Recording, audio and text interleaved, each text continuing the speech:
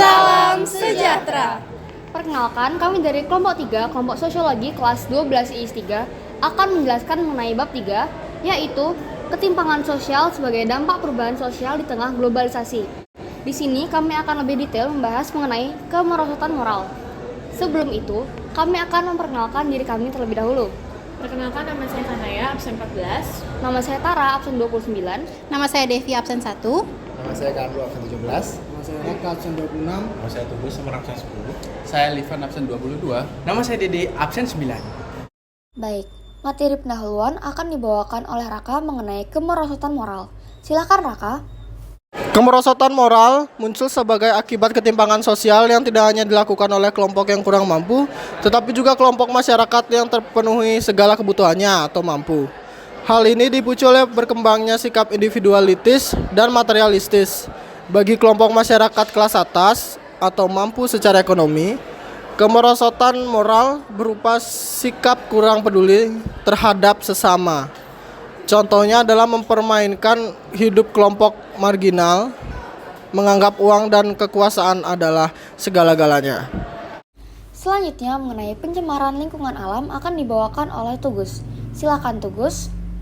Selanjutnya adalah pencemaran lingkungan. Pencemaran lingkungan alam adalah rusaknya tata lingkungan yang disebabkan oleh ulah manusia. Rusaknya lingkungan karena faktor alam akan diperbaiki kembali secara alami. Sebagai contoh, gunung meletus yang abunya dapat menyuburkan tanah di sekitar. Namun pencemaran lingkungan karena ulah manusia sangatlah sulit diperbaiki apabila manusia tidak cepat segera untuk menghentikannya. Contohnya ada penebangan pohon secara sembarang yang akan merusak ekosistem flora dan fauna. Lalu terdapat upaya mengatasi ketimpangan sosial yang akan dibawakan oleh Dede. Silakan Dede. Sebagai upaya mengatasi ketimpangan sosial, setiap warga negara, baik sebagai seorang aparat pemerintah maupun sebagai anggota masyarakat, harus menyiapkan dan melatih diri untuk melakukan hal-hal berikut. Yang pertama, ada mematuhi perintah Tuhan dan menjauhi larangannya atau takwa. Yang kedua, ada belajar dan membiasakan diri mencintai sesama manusia. Yang ketiga, ada menanamkan kesadaran dan rasa cinta kepada tanah air, bangsa, dan negara. Yang keempat, ada melatih dan membiasakan diri hidup dan bergaul dan bersikap demokratis. Dan terakhir, ada melatih dan membiasakan diri bersikap adil dan berjiwa sosial. Kemudian ada tindakan-tindakan tersebut merupakan dasar tindakan yang dapat mempersempit jurang pemisah antara kelompok yang kaya dan yang miskin di masyarakat kita yang masih besar ketimpangan sosialnya. Kemudian ada upaya mengatasi ketimpangan sosial. Upaya mengatasi ketimpangan sosial tidaklah mudah, terutama menyangkut sikap mental masyarakat, baik dalam kalangan atas maupun kalangan bawah. Maka dari itu, diperlukan upaya untuk mencari berbagai solusi alternatif. Langkah yang harus diambil adalah sebagai berikut. Yang pertama, tentukan masalah yang akan dicari solusinya. Yang kedua, identifikasi faktor penyebab masalah itu timbul. Yang ketiga, cari beberapa alternatif solusinya. Yang keempat, pilih yang paling penting yang harus diselesaikan dahulu, kemudian dilanjutkan ke dalam solusi berikutnya. Sekian dari saya, terima kasih. Selanjutnya terdapat kebijakan pemerintah yang akan dibawakan oleh Livran. Silakan Livran. Selanjutnya adalah kebijakan pemerintah. Kebijakan pemerintah dalam ketimpangan sosial sudah ada sejak dahulu. Berikut merupakan contoh-contohnya. Yang pertama adalah UUD RI 1945 Pasal 33 Ayat 1 yang berbunyi, perekonomian disusun sebagai usaha bersama berdasarkan asas kekeluargaan. Lalu yang kedua adalah UUD RI 1945 Pasal 34 Ayat 1 yang berbunyi, fakir miskin dan anak-anak terlantar dipelihara oleh pemerintah. Lalu yang ketiga adalah UU nomor 39 tahun 1999 tentang hak asasi manusia pasal 9 ayat 1 yang berbunyi, setiap orang berhak untuk hidup dan mempertahankan kehidupannya. Lalu yang terakhir adalah UU nomor 11 tahun 2009 pasal 3 tentang kesejahteraan sosial dengan tujuan yang hendak dicapai sebagai berikut. Yang pertama adalah meningkatkan taraf kesejahteraan, kualitas dan keberlangsungan hidup. Yang kedua adalah memulihkan fungsi sosial dalam rangka mencapai kemandirian. Lalu yang terakhir adalah untuk meningkatkan ketahanan sosial masyarakat dalam mencegah dan juga menangani masalah kesejahteraan sosial. Selanjutnya mengenai Bank Dunia yang akan dibawakan oleh Kanaya. Silakan Kanaya. Selanjutnya, saya akan menjelaskan bagian Bank Dunia. Sesuai yang ada di PPT, berikut merupakan upaya-upaya untuk mengatasi ketimpangan sosial di masyarakat menurut Bank Dunia. Yang pertama, investasi pada jaring pengaman untuk melindungi warga rentan. Yang kedua, ciptakan lapangan kerja yang lebih banyak dan lebih baik untuk warga miskin. Yang ketiga, ciptakan kondisi ekonomi yang tahan terhadap krisis dan lonjakan harga. Yang keempat, rancang program jaminan sosial yang bisa menurunkan tingkat ketimpangan. Yang kelima, meluncurkan program pemberdayaan masyarakat untuk orang yang terpinggirkan. Yang keenam, tingkatkan akses terhadap makanan, akses kesehatan, dan pendidikan untuk warga miskin. Yang ketujuh, pungut pajak dengan benar dan pastikan bahwa belanja pemerintah lebih berpihak pada orang miskin.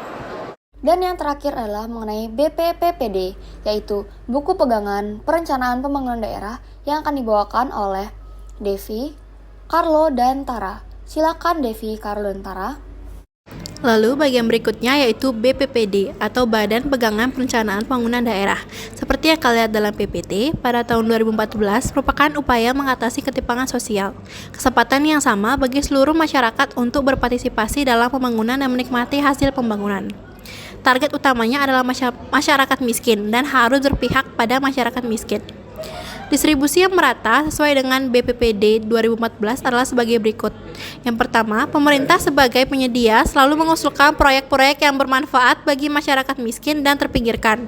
Dan proyek-proyek ini dibagi menjadi 4 kelompok yang disebut kelompok bantuan miskin, yaitu perlindungan sosial, komunitas pemberdayaan, pemberdayaan usaha dan kecilan mikro, dan proyek kemanusiaan. Selanjutnya adalah peningkatan akses kualitas pendidikan dan kesehatan. Peningkatan akses dari kualitas kesehatan juga berpengaruh terhadap pertumbuhan ekonomi. Untuk itu, meningkatnya status kesehatan masyarakat akan membentuk sumber daya manusia yang sehat, produktif, dan cerdas, dan yang merupakan komponen penting dalam memberikan kontribusi pada pertumbuhan ekonomi. Peningkatan akses dan kualitas kesehatan yang merata dan berkeadilan dapat tercapai melalui upaya berikut. Yang pertama, peningkatan akses dan kualitas pelayanan kesehatan untuk menurunkan angka kematian ibu atau AKI dan angka kematian bayi atau AKB. Yang kedua, pengendalian penyakit dan penyehatan lingkungan. Yang ketiga, peningkatan perbaikan gizi. Dan yang keempat, pelaksanaan jaminan kesehatan. Dan yang kelima, peningkatan efektivitas pengawasan obat dan juga makanan. Selanjutnya yang ketiga adalah pengentasan kemiskinan dan Master Plan Percepatan dan Perluasan Pembangunan Ekonomi Indonesia atau MP3I. Upaya ini perlu dioptimalkan sehingga program penanggulangan kemiskinan yang sifatnya melindungi, pemberdayaan sampai preventif, sehingga angka kemiskinan dapat menurun dari tahun ke tahun. Penyebab penurunan yang tidak signifikan adalah yang pertama, persoalan kultural masyarakat yang membuat mereka sulit keluar dari lingkaran kemiskinan. Yang kedua, belum optimalnya program-program penanggulangan kemiskinan di Nusantara. Yang ketiga, kebijakan ekonomi masyarakat yang belum memihak masyarakat miskin. Yang keempat, kondisi ekonomi yang berpengaruh terhadap kerentanan masyarakat, terutama faktor pertumbuhan ekonomi dan inflasi. Yang kelima, berbagai akar persoalan kemiskinan yang tidak cukup menjadi perhatian dan prioritas bersama sebelum kemiskinan terlanjur menimpa masyarakat. Prinsip MP3I adalah kerjasama dan sinergi semua pihak, baik pemerintah, BUMN, swasta, dan masyarakat, atau dikenal dengan Public-People-Private Partnerships. BUMN dan swasta melakukan program yang dapat diimplementasikan di kantong-kantong kemiskinan. Sekian presentasi dari kami. Kami mohon maaf apabila adanya kesalahan kata maupun kesalahan teknis. Akhir kata kami ucapkan terima kasih dan salam sejahtera.